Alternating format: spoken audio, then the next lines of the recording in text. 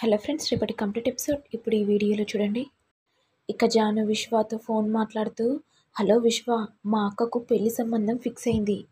నేను ఇవాళ చాలా హ్యాపీగా ఉన్నాను. ఈ విషయం చెప్పడానికి నీకు ఫోన్ చేశాను. తొందరగా మా ఇంటికి వచ్చేసాయి. అప్పుడు విశ్వ మనసులో, ఇప్పుడు వీళ్ళక్కకు పెళ్ళి అయిపోతే నెక్స్ట్ నా మనసులోని మాట జానుకి చెప్పేయాలి. నేను ఇంకా ఎన్ని రోజులని జానుకి చెప్పకుండా ఉండాలి? నేను కాకుండా ఎవరైనా ప్రపోజల్ చేస్తే, అమ్మో అలా ఉండకూడదు. నేనే ఎలాగైనా సరే ధైర్యం తెచ్చుకొని జానుకు నా మనసులోని మాటని చెప్పేస్తాను. అలా విశ్వ మనసులో అనుకుంటూ ఉంటే, రే విశ్వ, అసలు నువ్వు ఫోన్లో ఉన్నావా లేదా? జాను చెప్పు జాను, మరి ఏం మాట్లాడకుండా అలాగే ఉంటున్నావేంట్రా? త్వరగా మా ఇంటికి వచ్చేసేయ్, సరేనా? సరే జాను. ఇక విశ్వ జాను వాళ్ళ ఇంటికి రాగానే జాను అని పిలుస్తుంటే ఇంతలో లక్ష్మి వచ్చి, ఎవరు? అలా అంటుంటే విశ్వకు పాత జ్ఞాపకాలు గుర్తుకు వస్తాయి. విశ్వ తల్లి అయిన త్రివేణి తన అత్తయ్య గురించి జరిగింది మొత్తం చెప్పిస్తుంది. ఇక తన అత్త ఫోటోను చూసి ఒక్కసారిగా షాక్ అవుతుంది. ఇక వెంటనే కళ్ళకు కనిపించినా కానీ అత్తయ్య అని అనకపోవడంతో విశ్వ చాలా బాధపడుతూ ఉండిపోతాడు. ఈ విషయం మీ నాన్నకి ఎట్టి పరిస్థితుల్లో తెలియవద్దని త్రివేణి తన కొడుకు దగ్గర మాట తీసుకుంటాడు. ఇక విశ్వ పాత జ్ఞాపకాలను గుర్తు తెచ్చుకొని అత్తయ్య అనకుండా ఆంటీ అని పిలుస్తూ ఉంటాడు. నమస్తే ఆంటీ, నా పేరు విశ్వ, జాను ఫ్రెండ్ని. ఇంతలో జాను, హాయ్ విశ్వ. నాన్న, వీడు నా బెస్ట్ ఫ్రెండ్ నాన్న. అమ్మా, వాడు వీడు అని అనకూడదమ్మా. పర్లేదు అంకుల్, మేము ఒకే కాలేజీలో చదువుకున్న ఒకే కుటుంబంలాగా అందరం కలిసిమెలిసి ఉంటాం. ఈ హెల్మెట్ ఎందుకు విశ్వ? ఈ సెల్లు కూడా పక్కన పెట్టు. దా, నా గది మొత్తం చూపిస్తాను. హే జాను, నీకు కూడా ఒక విషయం చెప్పాలి. అరే ఏంట్రా, ఏమనుకుంటున్నా? నేను నీకు ఫ్రెండ్ని కదా, ఏ విషయమైనా నేను నీతో షేర్ చేసుకుంటాను కదా, మరి నాకు కూడా అన్ని విషయాలు షేర్ చేయాలి, సరేనా? చెప్పు విశ్వ. అంటే అది జాను, అంటే అది. ఇంతలో తులసి వచ్చి, విశ్వ బాగున్నావా? బాగున్నానక్క.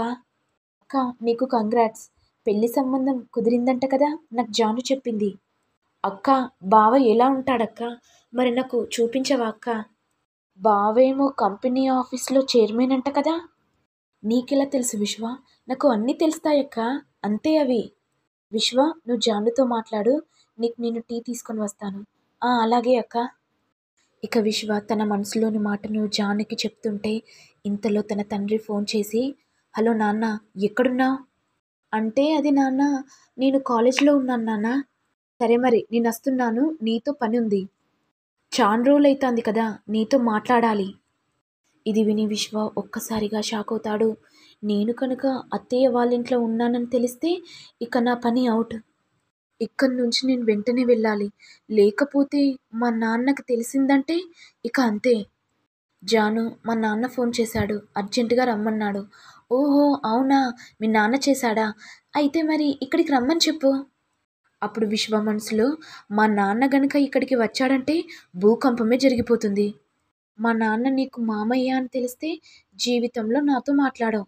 అమ్మో, నేను ఎలాగైనా ఇక్కడి నుంచి తప్పించుకోవాలి. జాను ఏమనుకోకు, నేను మళ్ళీ వస్తాను.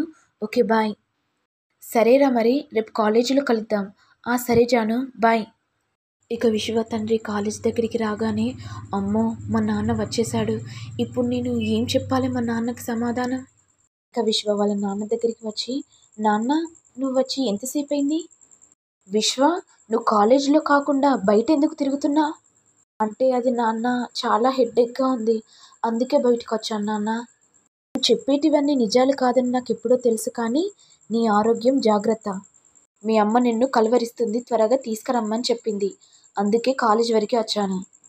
అవునా నాన్న, నాకు ఎగ్జామ్స్ ఉన్నాయి నాన్న, ఎగ్జామ్స్ అయిపోయినాక త్వరగా వచ్చేస్తాను. సరే విశ్వ, నీ ఆరోగ్యం జాగ్రత్త, నేను వెళ్ళొస్తాను. సరే నాన్న. అమ్మయ్య, ఇప్పుడు నేను మా నాన్న దగ్గర తప్పించుకున్నాను. మరి నెక్స్ట్ ఎపిసోడ్లో ఏం జరుగుతుంది చూడాలి. ఇక ఇంతటితో రానున్న ప్రోమో ఎపిసోడ్ ఎండ్ అవుతుంది. మరి మీకు వీడియో కనుక నచ్చినట్లయితే లైక్ చేయండి, షేర్ చేయండి, సబ్స్క్రైబ్ చేయండి. Thank you all.